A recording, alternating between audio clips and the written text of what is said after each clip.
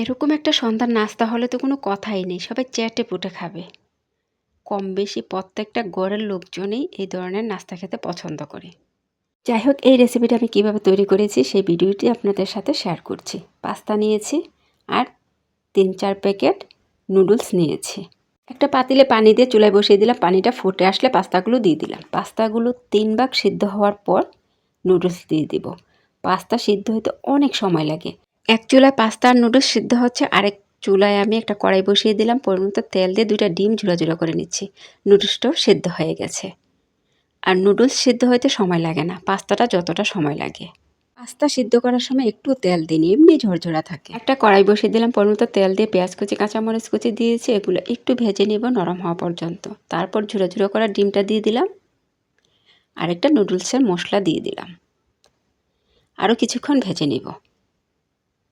তারপরে একটু tomato sauce দিয়েছি। টমেটো সসের ডিবিটা অনেক বড়, এক হাতের চাপে পড়ছে না।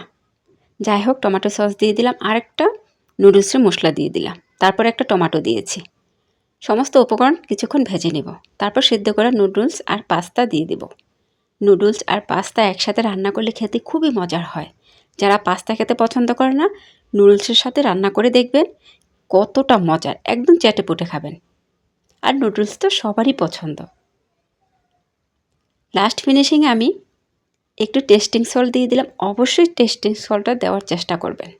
টেস্টিং সল্টটা ব্যবহার করলে নুডলসের কয়েক গুণ স্বাদ বেড়ে যায়। আর কিছু ধনিয়া পাতা দিয়ে দিলাম। বেশ হয়ে গেল লোভনীয় নুডলস আর পাস্তা একসাথে রেসিপিটা। এটা খেতে কী যে মজার। ভিডিওটা ভালো লেগে থাকলে অবশ্যই একটা শেয়ার করে দেবেন, অন্যদের দেখার সুযোগ করে দেবেন। আর এই ধরনের নাস্তা সন্ধ্যা হলে সবাই চেটেপুটে খাবে। আর এরকমভাবে নুডলস বাচ্চারা টিফিন নিতে খুবই পছন্দ করে। আমার বাচ্চা তো খুবই পছন্দ করে এই নুডলসটা। এতক্ষণ ভিডিওটা দেখার জন্য অসংখ্য ধন্যবাদ। আপনাদের মাঝে আমি আবারও চলে আসবো নতুন এক ভিডিও নিয়ে। ততক্ষণ সবাই ভালো থাকবেন, আমার জন্য বেশি বেশি দোয়া করবেন। সবার জন্য দোয়া, শুভকামনা। আল্লাহ হাফেজ।